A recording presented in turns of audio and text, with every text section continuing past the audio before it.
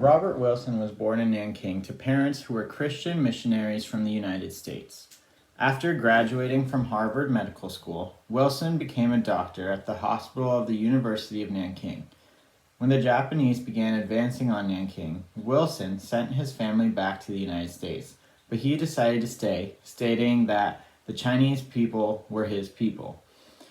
Most of his Chinese colleagues left as well, leaving Wilson and a few other doctors to run the entire hospital.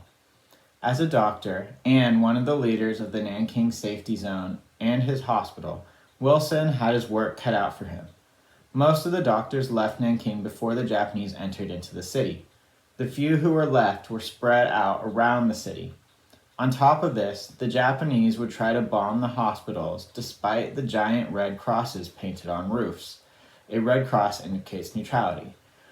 On more than one occasion, bombs would explode either around or in the hospital while Wilson was operating. As the Japanese advanced further and further into the city, Wilson found his hospital unable to keep up with the amount of wounded coming in. He was now also treating wounded Chinese soldiers as well as civilians. Wounded soldiers were patched up and sent back to the front. Soldiers unable to go back into battle were given $2 and told to go home. This order, of course, was impossible, since to travel home, soldiers would have to use the trains that were, for the most part, destroyed or controlled by the Japanese.